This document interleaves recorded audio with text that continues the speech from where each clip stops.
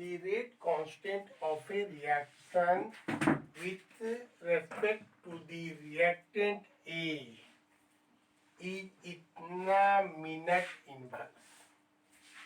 That means K is given 6 minute inverse. First order reaction, unit of K is time inverse. So it is first order reaction. Initial concentration of reactant RIE, that is equal to 0.8 mole per liter, or final concentration that should be 0.08 mole per liter. That is initial concentration. This and this is your final concentration that should be. Then what time T equal to what? तो this is your problem. इसको बढ़िया से पढ़ेंगे, आपको पता लग जाएगा कि क्वेश्चन क्या कर रहा है, हमको करना क्या है. और फर्स्ट ऑर्डर रिएक्शन के लिए आपको हमने बताया है, क्या बताया है, तो बता रहे हैं तुरंत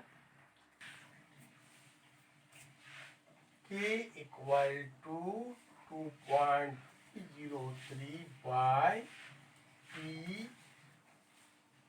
log R concentration I by R concentration, और T equal to 2.303 by K log R concentration I by R concentration, और T equal to 2.303 by 6. Value of K, that is 6. It is value of K. Log initial concentration 0.8 by final concentration 0.08.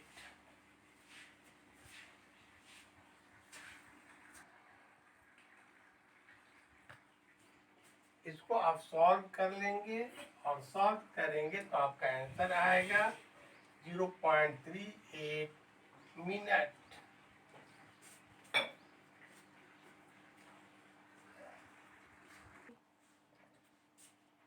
So that for a first order reaction, the time required for 99% completion of a reaction is twice the time required to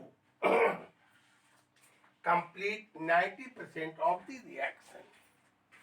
इसका अर्थ हुआ कि आपको दिखलाना है कि 99% complete होने में लगने वाला समय 90% कंप्लीट होने में लगने वाला समय का डबल होता है. कितना होता है? डबल होता है. अब इसके लिए कुछ नहीं है, आपको ये फर्स्ट ऑर्डर रिएक्शन है, तो K इक्वल टू, पहले हम 99% कंप्लीशन का काम कर रहे हैं. 99% completion,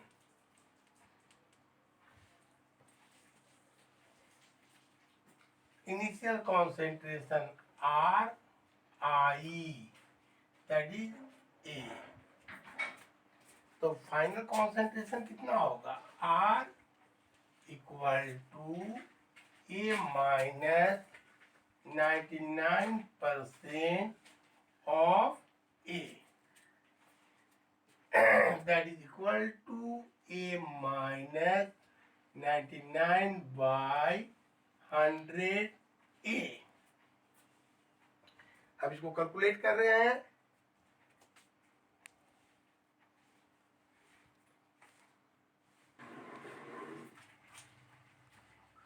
equal to A by equal to 100, that is 100A minus 99A, that is A by 100, that is A by 10 power 2. For first order reaction, K equal to 2.303 by T 99 T log R concentration I by R concentration, और K equal to 2.303 by T कितना complete होने के लिए 99%, तो log initial concentration A by final concentration A by 10 power 2.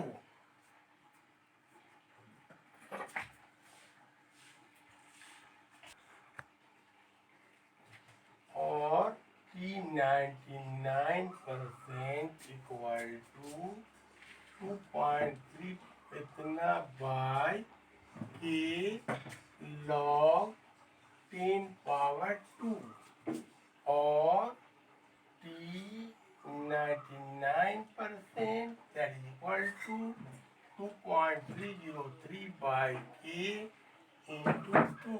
This is your equation 1. तो 99% समाप्त होने में, कंप्लीट होने में लगने वाला समय निकल गया। अब आपको निकालना है 90% कंप्लीशन में।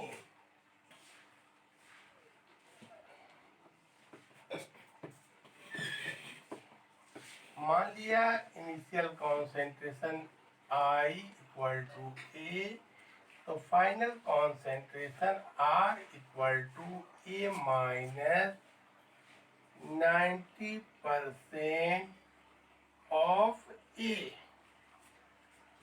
that is equal to A minus 90 by 100 A equal to 100 A minus 90A, that is 10 by 100A.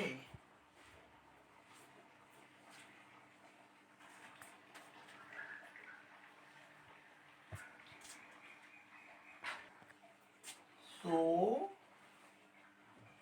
final R concentration equal to A by 10. For first order reaction, K equal to P by K equal to 2.303 by T log R concentration I by R concentration, और K equal to 2.303 by T90 log R concentration I, that is A by A final concentration A by 10, और T90% that is equal to 2.303 by K A cancel log 10, और T90% that is equal to 2.303 by K into 1. This is your second.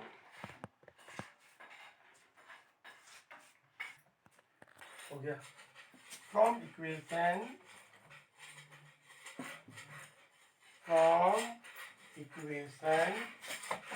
1 and 2,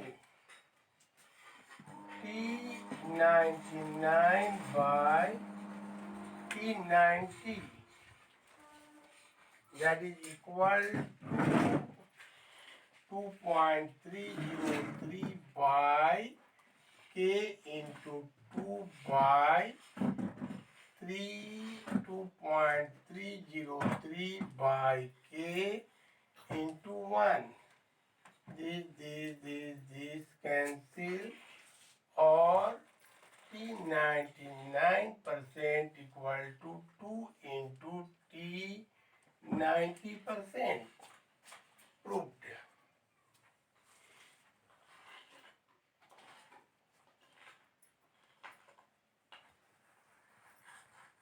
तो आपको proof करना था कि 90% या 99% complete होने में लगने वाला समय 90% कंप्लीट होने में लगने वाला समय का डबल होता है, दूना होता है।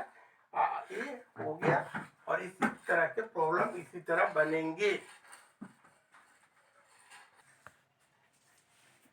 एक ग्राफ प्लॉट कर रहे हैं।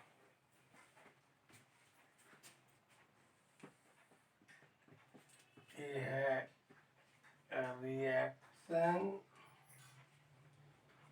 कोऑर्डिनेट, और इधर है आपका ये है EP, energy of product. This is your ER, energy of reactant, और this is your ET, threshold energy. EP हुआ energy of product, ER that is energy of reactant, और ET that is equal to threshold energy.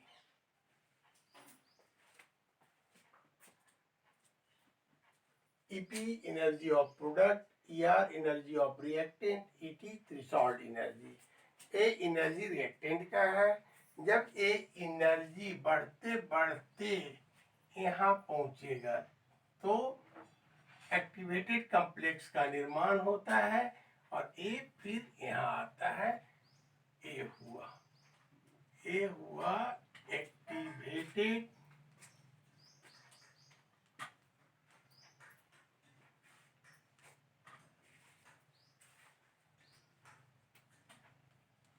Complex.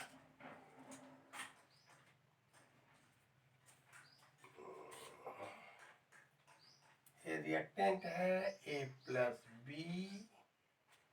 ए है activated complex,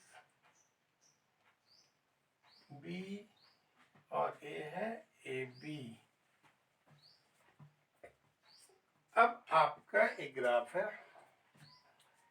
threshold energy. The minimum energy required, the minimum energy at which reactant change to product, वैसा energy जिसको प्राप्त कर reactant, वैसा energy जिसको प्राप्त कर रिएक्टेंट प्रोडक्ट में चेंज होते हैं, वैसा एनर्जी जिसको प्राप्त कर रिएक्टेंट प्रोडक्ट में चेंज होते हैं, उसको कहते हैं थ्रेशोल्ड एनर्जी।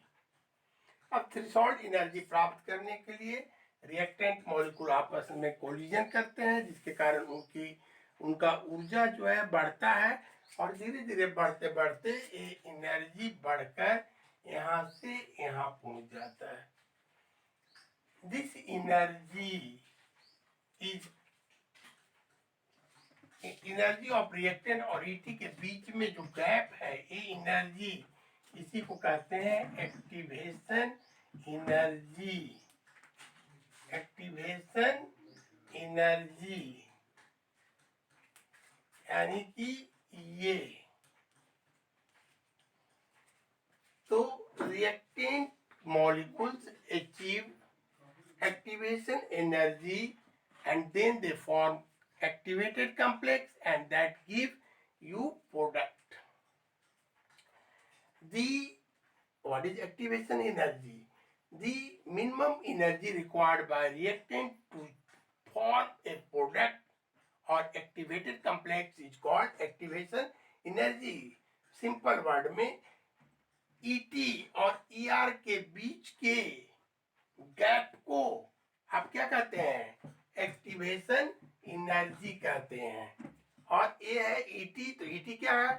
थ्रेशोल्ड एनर्जी, जिस एनर्जी को प्राप्त कर रिएक्टेंट प्रोडक्ट में चेंज करते हैं।